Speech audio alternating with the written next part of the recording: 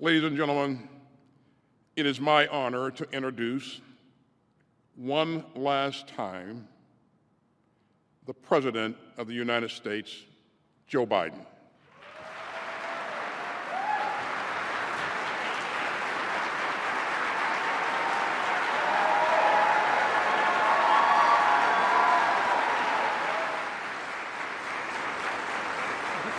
Thank you.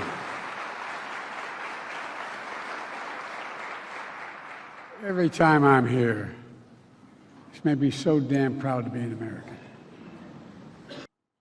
In that moment, all I could think about was the incredible courage and humility. This is not hyperbole. You are simply the greatest fighting force in the history of the world. In the history of the world. That's a fact. That's not hyperbole, that's a fact. And there's never been a time in history when we've asked our military to do so many different things, so many places, all at the same time. And I want to be clear, you've done all these missions with strength, and maybe even importantly, with integrity. The moral compass that this soldier had, that all of you have. When Russia began its largest war in Europe since World War II, I asked you to help defend Ukraine. You didn't hesitate. You kept Ukraine in the fight, trained Ukrainian soldiers and pilots, troops, bolstered NATO's eastern flank, and above all, you showed the world America stands up for freedom, stands with our friends. America stands strong with our allies. We never bend down. We bend down to no one. Certainly not Putin.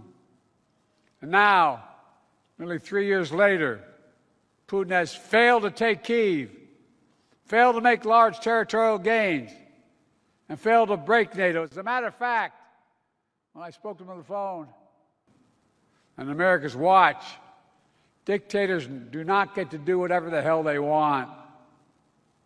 Then following Hamas's terrorism on October the 7th, I asked you to, excuse my back, by the way. My mother would be very upset. I asked you to deploy to the Middle East. Again, you stepped up, pulling long nights and long deployments to weaken Hamas, to defend Israel against unprecedented attacks on Iran. Imagine had we not. If we don't lead the world, who will lead the world? Who? Last year, I spoke with the women and men aboard the destroyer. We owe you. We owe you. And back in May, yesterday I proud to announce a ceasefire, the hostage deal between Israel and Hamas. The road to that deal was not easy. It was 8 months ago I laid down the elements of that deal in May, embraced by countries around the world, because they know we say what we mean, endorsed overwhelmingly by the UN Security Council. It's taken 8 months of nonstop, relentless effort from my administration to get it done. But because of you, all of you standing behind me, because of you, because of so many diplomats and defense professionals, we kept the pressure on Hamas, and we got it done. We got it done. And finally, when I ask you to strengthen America's position in the Pacific. So for the last time as Commander-in-Chief, I want to say thank you, thank you, thank you to all the families. We owe you. May God bless you all, and may God protect our troops. Thank you, thank you, thank you.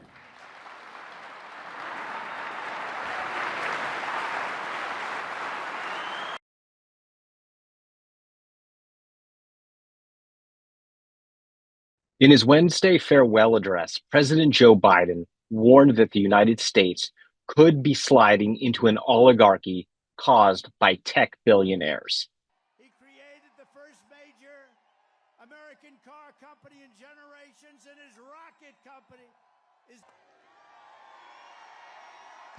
Today, An oligarchy is taking shape in America of extreme wealth, power, and influence that literally threatens our entire democracy.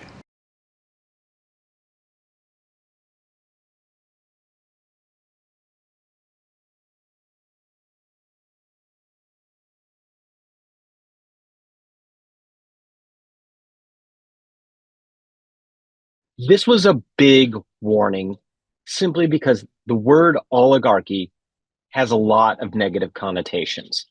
What Biden was really talking about was the concentration of wealth for people like Elon Musk, who's worth more than $450 billion. Jeff Bezos and Mark Zuckerberg are each worth more than $200 billion. And what Biden said, kind of, or implied that they're doing, is that by currying favor with Trump, we're getting a rule of the few instead of a rule by the many that's supposed to come with democracy.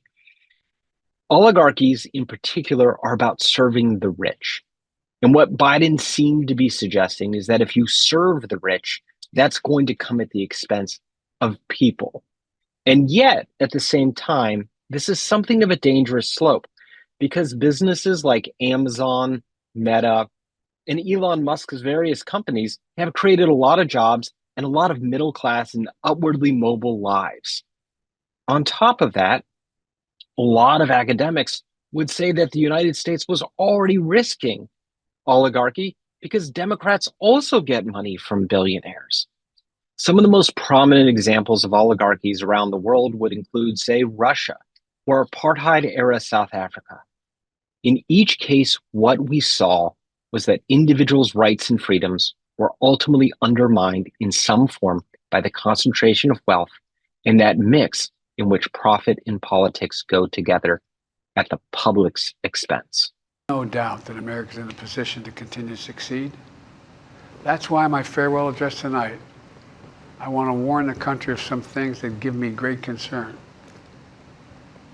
This is a dangerous and that's the dangerous concentration of power in the hands of a very few ultra-wealthy people. And the dangerous consequences if their abuse of power is left unchecked. Today, an oligarchy is taking shape in America of extreme wealth, power, and influence that literally threatens our entire democracy, our basic rights and freedoms, and a fair shot for everyone to get ahead. We see the consequences all across America, and we've seen it before, more than a century ago. But the American people stood up to the robber barons back then and busted the trusts. They didn't punish the wealthy. They just made the wealthy play by the rules everybody else had to. Workers want rights to earn their fair share. There's no time to waste. It's also clear that American leadership in technology is an unparalleled source of innovation that can transform lives. We see the same dangers of the concentration of technology, power, and wealth. You know, his farewell address, President Eisenhower spoke of the dangers of the military-industrial complex. He warned us then about, and I quote, the potential for the disastrous rise of misplaced power, end of quote. 6 decades later, I'm equally concerned about the potential rise of a tech-industrial complex that could pose real dangers for our country as well. Americans are being buried under an avalanche of misinformation and disinformation, enabling the abuse of power. The free press is crumbling. Editors are disappearing. Social media is giving up on fact-checking. The truth is smothered by lies told for power and for profit. We must hold the social platforms accountable to protect our children, our families, and our very democracy from the abuse of power. We need to amend the Constitution to make clear that no president is immune from crimes that he or she commits while in office. The president's power is not limited. It's not absolute, and it shouldn't be. And in a democracy, there's another danger to the concentration of power and wealth. It erodes a sense of unity and common purpose. It causes distrust and division. Participating in our democracy becomes exhausting and even disillusioning. And people don't feel like they have a fair shot. We have to stay engaged in the process. I know it's frustrating. A fair shot is what makes America America. Everyone's entitled to a fair shot, not a guarantee, but just a fair shot, an even playing field, going as far as your hard work and talent can take you. We can never lose that essential truth, remain who we are.